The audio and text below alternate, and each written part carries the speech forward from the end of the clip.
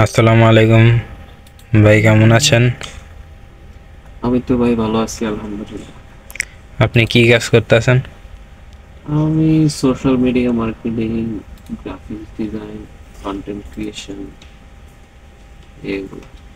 তো এই কয় বছরের কাতার আছেন? কাতারে তো আছি আপনার প্রায় 6-7 বছরের মতো। এই কোম্পানিতে কাজ করতেছি দীর্ঘ 6 বছর যাবত। আচ্ছা। বলতে পারেন যে বেশিরভাগ সময় প্রবাসের এখানে কাজ করা হচ্ছে। হুম।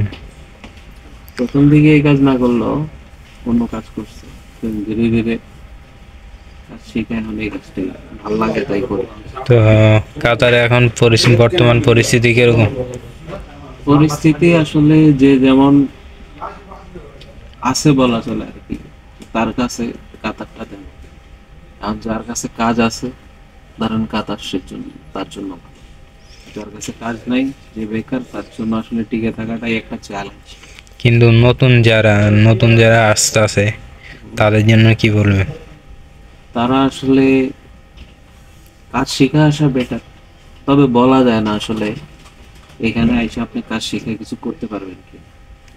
কিন্তু কাজ যারা জানে না তাদের তো বাদই দিলাম, যারা কাজ জানে তাদেরও কি কাজ পাওয়া যায়? ওই যে ওইটাই, আপনি ধরেন কোন একটা কাজ শিখে আসলেন বা কাজ জানেন, আপনি যে ওই কাজটা পাবেন এটার কোনো ঠিক নেই। হয়তো বা ওইটা যদি আপনার প্যাশন হয়, লাইগা থাকেন, হ্যাঁ, হুম। ওই সেক্টরের কাজ খুঁজে নেন, তবে এতে অনেক দীর্ঘ সময় দিতে হবে।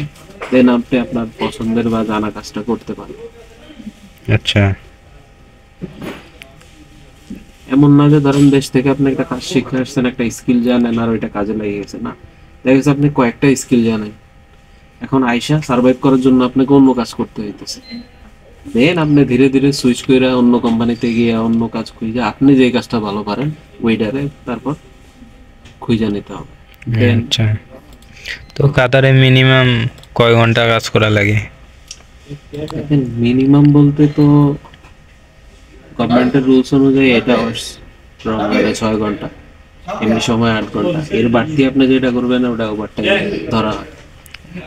কিন্তু আমরা শুনি যে অনেক কোম্পানিতে অনেক বেশি কাজ করায় কিন্তু ওভারটাইম দেয় না।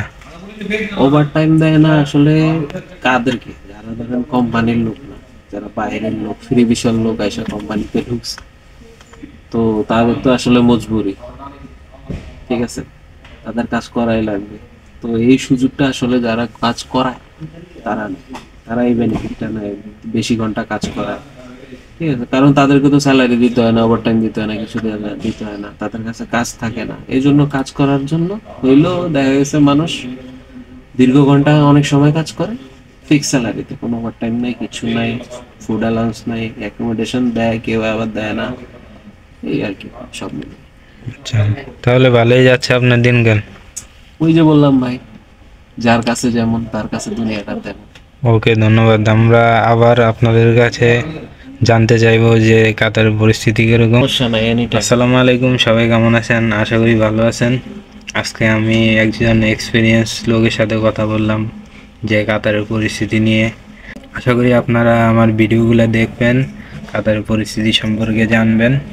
তো আজকের জন্য এইটুকুই, পরবর্তী ভিডিওতে আবার দেখা হবে।